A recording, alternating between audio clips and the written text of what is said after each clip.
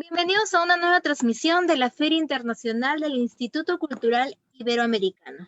En esta oportunidad, desde México, nos encontramos con Ana Saavedra, que nos va a presentar su libro Tierra de Apariciones en compañía de Maciel Corona. Adelante. Hola, muchas gracias. Bienvenidos a este su espacio que nos ofrece el Instituto Cultural Iberoamericano. Hoy tengo el gran gusto y el honor y el placer de tener aquí junto a mí a la escritora Ana Saavedra. Voy a dar comienzo a la lectura de la semblanza y después de eso comenzamos a charlar sobre ese libro de Tierra de Apariciones. Bienvenida, Ana. Gracias, Maciel. De nada. Ana Saavedra es mexicana, licenciada en Ciencias de la Comunicación, directora de Creación Literaria en la Fundación Cultural México, Orgullo y Tradición, fundadora en el 2013 de la comunidad virtual y multicultural Anaque Literario, ganadora de la convocatoria 2019 por el Fondo Editorial de Querétaro para publicar su obra Tierra de Apariciones en el 2020. Recibió una mención especial en el concurso internacional de cuentos Oscar Wilde con su título Aromas en la Oscuridad en el 2019, que también participó en la antología titulada Domar los Vientos de Editorial Aldaba, seleccionada para participar en la antología El Gato Azul por su cuento Mi Nube de Algodón y Yo, seleccionada para participar también en la antología 140 Relatos de Cuarentena 2019 de la editorial Yo Publico 2020. Pues bienvenida Ana Laura Saavedra. Y pues vamos a comenzar a platicar sobre tu libro, Tierra de Apariciones. No sé, mi primera pregunta para ti sería sobre ese valor simbólico del título. Bueno, pues fíjate que justamente el título fue lo último, lo que me costó mucho trabajo de escoger de este libro.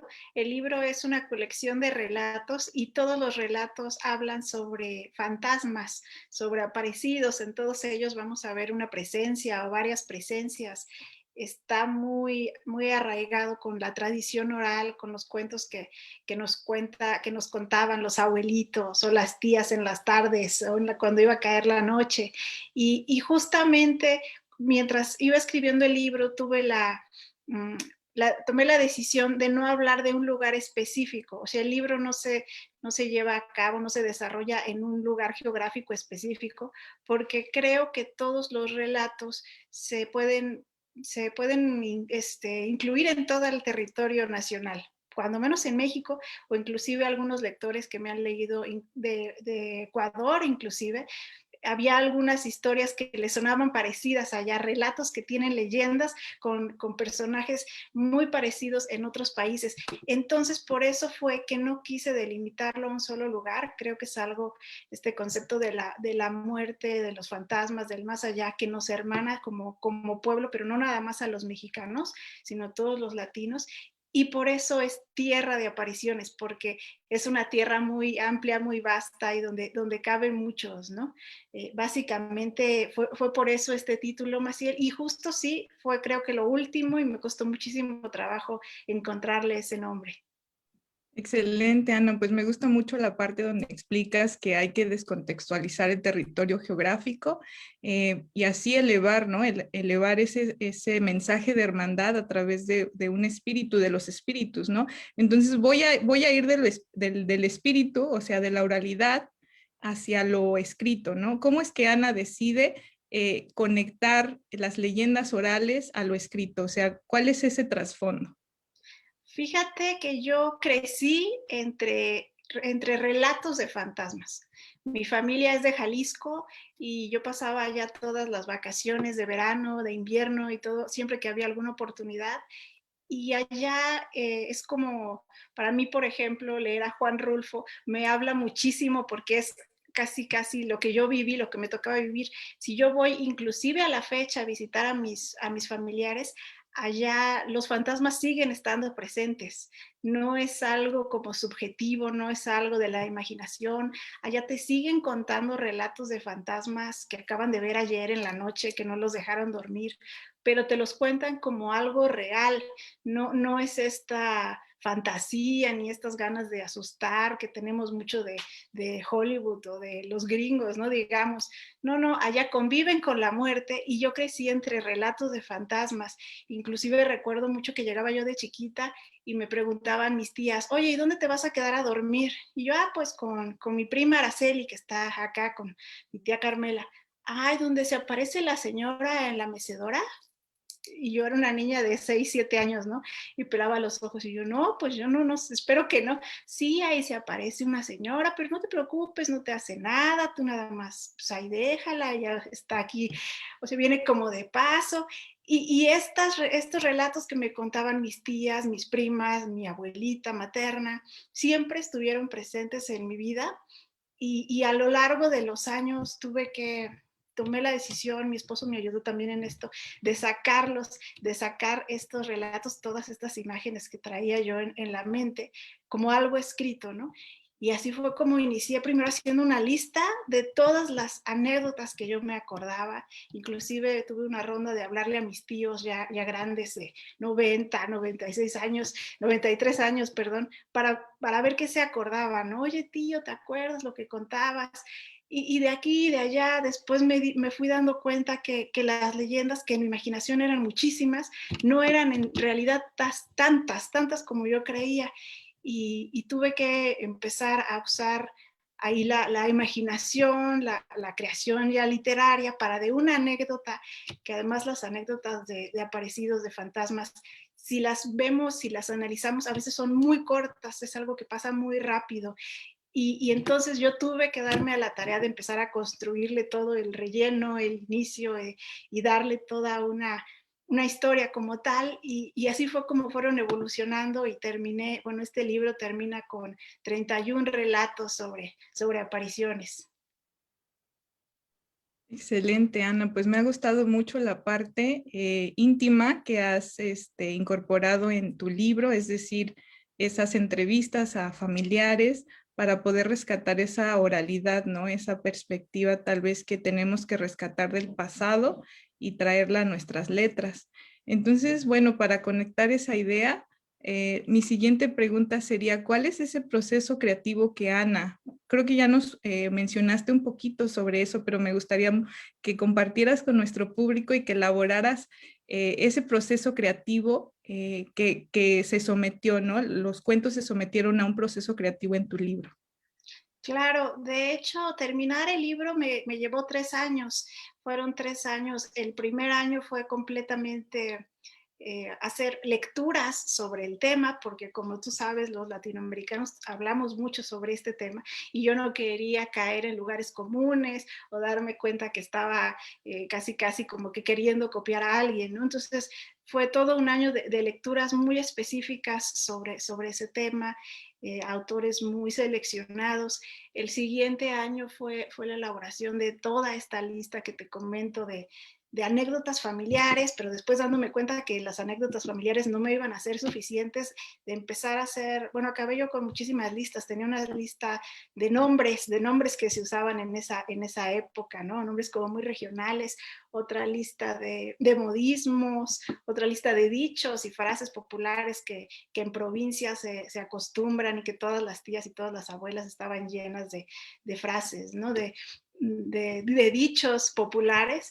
Tenía otra lista inclusive llegué a hacer una tabla de presencias, digamos, porque tampoco quería que porque ya 31 relatos, pues ya empiezan a ser muchos, sobre todo cuando no quieres que se repita y que en todas sea una mujer la que se aparece, o que en todas sea una niña. Entonces tenía un relato, una tabla, una gráfica donde decía, pues aquí es una niña, aquí es un perro, por ejemplo, aquí es un señor adulto, acá es que fueran variando las presencias, pero también que fuera variando el lugar en donde se aparecían, las horas del día, porque aquí en nuestra tradición oral los fantasmas no están delimitados a un horario, ¿no? No sale nada más de noche, aunque la Llorona sí se aparece de noche, pero no, sabemos y hemos escuchado que no hay hora para que podamos ver o sentir una presencia, ¿no? Y también hice otra lista donde era a qué venían estas presencias, ¿no? Porque todas vienen a resolver diferentes asuntos, por venganza, por amor, por soledad, por traición, por angustia, bueno, en fin, que las opciones que podía tener una presencia para manifestarse y seguir aquí, pues eran muchas. Entonces acabé con muchísimas tablas, Maciel, con muchísimas listas para justo tratar yo de darle variedad a todos los relatos. Y el último año, ya una vez que tenía ya escritos todos los textos, además de las revisiones y todo eso, me puse a la tarea de ilustrarlos. Entonces cada relato está ilustrado. Mira, aquí tengo el libro, se los voy a mostrar un poco. Cada relato está ilustrado con carboncillos que yo realicé. Entonces son 31 ilustraciones. Y la verdad es que yo esperaba ilustrar 5, 4, no sé, 10, pero conforme fui escribiendo, me fueron diciendo mi gente aquí alrededor que no, que los ilustrara todos, que se iba a ver como que me dio flojera y bueno, miles de cosas. Total que acabé ilustrando absolutamente todos los relatos y eso pues básicamente me llevó otro año completo ilustrar todos los relatos en carboncillo, que además prácticamente lo aprendí para este libro. Y bueno, al final de todo me di cuenta que yo durante toda la escritura y todo el desarrollo de esto, la reflexión final que yo hice yo pensaba que escribía sobre fantasmas, pero me di cuenta al terminarlo que en realidad lo que estaba yo hablando mal era sobre la muerte. Entonces, el libro lo cierro a manera de reflexión con un poema dedicado justamente a la muerte, que se llama Los rostros de la muerte, ¿no? Y fue como la conclusión final que hice yo de todo este proceso, que sí fue un proceso muy, muy introspectivo y que inclusive sacaba muchas cosas, muchas imágenes, muchos sentimientos, y eso fue como algo que no tenía yo pensado, que se dio como de manera lateral, que escribía yo una imagen que tenía en la mente desde chica, y cuando ya lo dejaba en un texto ya dejaba como se tranquilizaba, ¿no?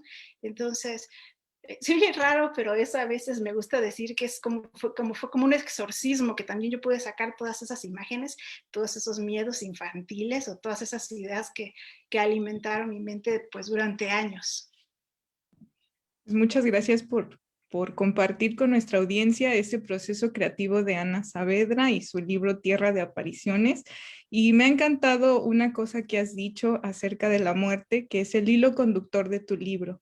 Y pues con esa idea, bueno, lo que yo pude capturar de lo que me acabas de explicar es que la muerte es ese ente que se hace presente en todas las narraciones, ¿no?, que estás haciendo. Entonces me gustaría preguntarte, ¿cuál es tu historia favorita, la que más disfrutaste escribir y también, ¿por qué no?, la que te costó más escribir y plasmar en tu libro?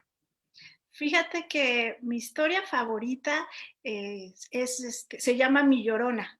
Se llama Mi Llorona y habla sobre justamente esta leyenda que todos conocemos de La Llorona y que se extiende a lo largo de todo el continente, déjate tú de aquí de México, ¿no? No se limita nada más a este país. Pero me gusta mucho porque en este relato le doy una visión, quiero yo creer, un poco diferente, porque pongo a una joven, a una chica que acaba de casarse con un esposo que desde luego tiene problemas y es borracho y tiene un bebé chiquito y bueno, están pasando hambres y de repente resulta que la Llorona, la presencia de la Llorona se le aparece a esta chica, ¿no? Se le aparece y anda detrás de su hijo, bebé, porque lo ha confundido y piensa que es uno de sus hijos perdidos, ¿no? Y la historia, el relato transcurre en que al final ella se da cuenta y le da miedo porque queda sola, su esposo se muere ahogado por otra tragedia que pasa ahí dentro, y entonces ella se da cuenta que tiene que huir, que tiene que salir de ese lugar, y le da miedo convertirse ella en la siguiente Llorona del lugar al que va a ir, ¿no? Como esta miseria en la que muchas veces las mujeres solas con hijos se ven y atraviesan, ¿no? Entonces, así cierra ese relato diciendo que ella espera que cuando llegue y cuando se vaya y trate de rehacer su vida, no se vaya a ella a convertir en otra Llorona, digamos. Ese es mi relato favorito. Y hay otro que también me gusta mucho, pero que tiene que ver con tu pregunta sobre cuál me costó más trabajo. Este se llama Se Vende y habla sobre un ataúd, sobre un muerto que él planeó que se iba a morir y compra su ataúd, pero resulta que ya no lo va a usar porque pues no se murió. Y entonces ahora tratan de vender ese ataúd que nunca se usó. Y fíjate que ese se me complicó mucho, pero el hecho de hacer el dibujo de ese relato se me complicó muchísimo, porque de hecho el relato viene a colación de una imagen que tengo yo mental muy grabada en los pueblos, en los lugares rurales. Se acostumbran las tiendas de féretros y que estén ahí los féretros expuestos, ¿no? Abiertos, y que tú pases y veas la ventana y ahí están el montón, en vez de zapatos o de ver playeras o mochilas, ahí ves todos los féretros así como uno abajo de otro. Y eso yo lo veía de niña, ¿no? En este lugar que te digo que iba yo, en la Barca, Jalisco. Y es una imagen muy impactante, es muy, se te queda, a veces ya cuando sabía que iba a pasar por ahí, o sea, trataba de no voltear, cerraba los ojos, voltear para otro lado, porque es una imagen muy, muy impactante, sobre todo para un niño. Y yo que vivía en la ciudad y siempre que iba allá me topaba con eso. Entonces eso de alguna manera traté de plasmarlo aquí en este relato de Se Vende Ataúd. Y a la hora que me enfrento a dibujar el carboncillo, pues, ¿qué iba a dibujar? La imagen mental que yo tenía era esa tienda de féretros, que justo la menciono. Pero te soy sincera, no pude dibujar algo así. Fue demasiado,